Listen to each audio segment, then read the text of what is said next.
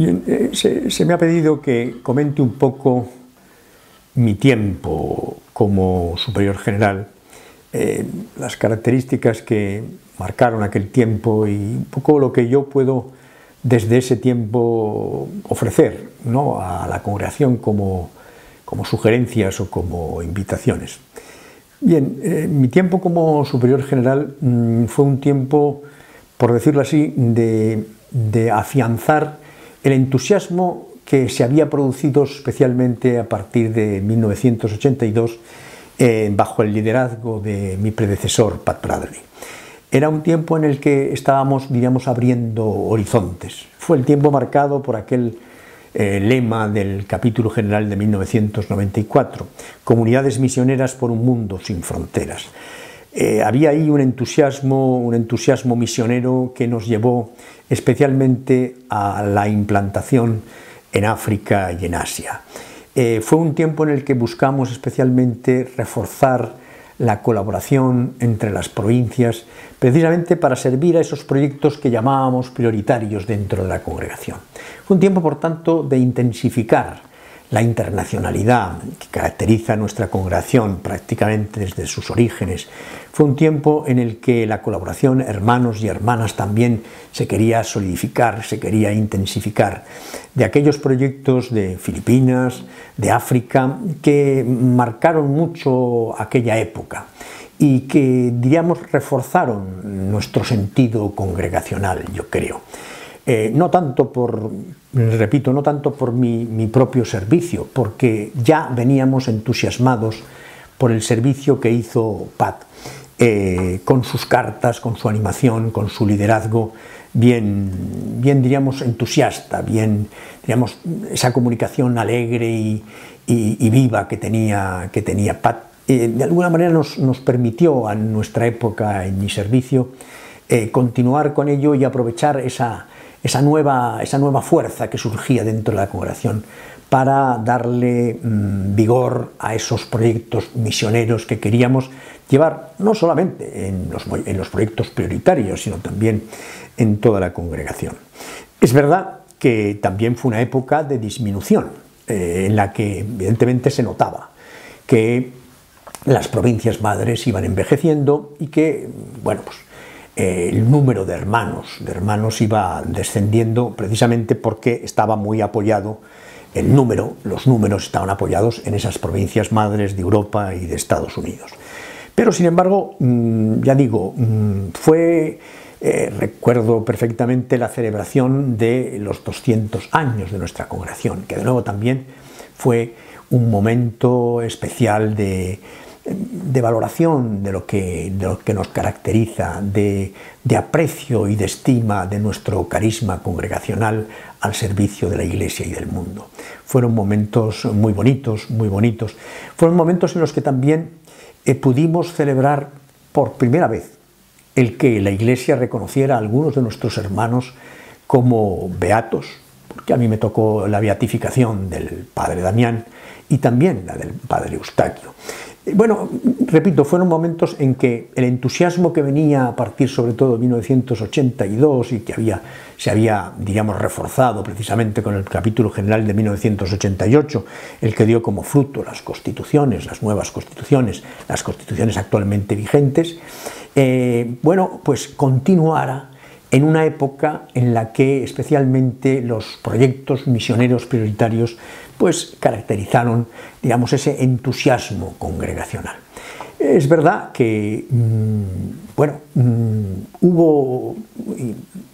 empezó, diríamos, a surgir una serie de problemas que después, posteriormente, mi sucesor ha tenido que lidiar con ellos y ha tenido que lidiar valientemente con ellos.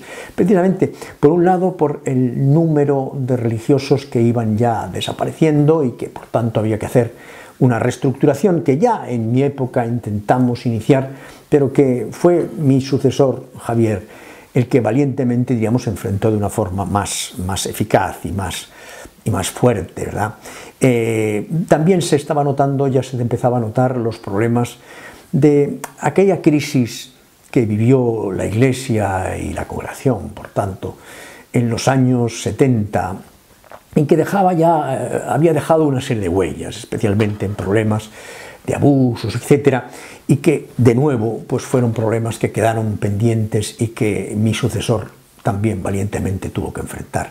Por tanto, no todo fueron luces en mi servicio, también hubo sombras que quedaron ahí pendientes y que otros tuvieron que ir, diríamos, enfrentando.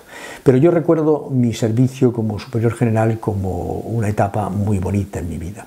No porque fuera fácil, no porque yo, diríamos, viviera cómodamente aquella época, sino porque me permitió conocer la congregación a fondo y me permitió, por tanto, quererla. Solamente queremos lo que realmente conocemos. Y yo, gracias a Dios, siempre tendré que agradecer, en aquel momento pude conocer más de cerca a la congregación extendida por el mundo entero, hermanos, hermanas.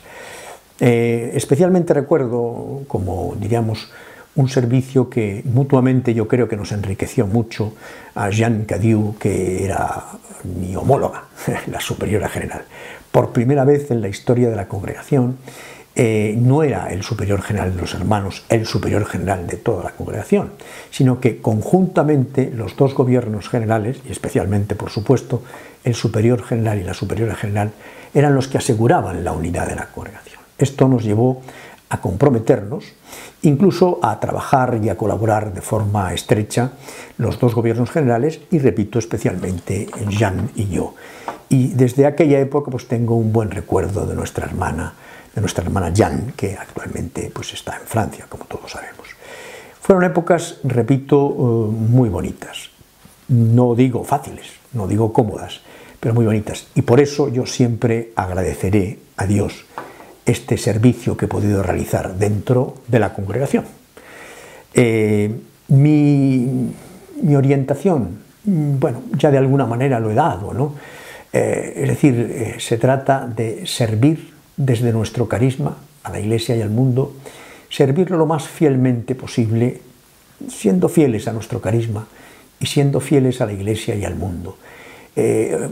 Yo estoy muy contento del liderazgo que hoy en día la Iglesia tiene el Papa Francisco.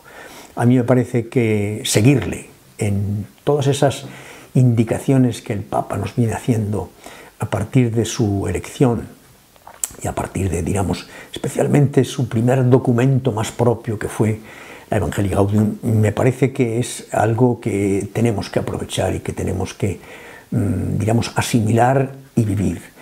Verdadera renovación personal, comunitaria, como también el capítulo general de 2018 nos ha pedido, ¿verdad?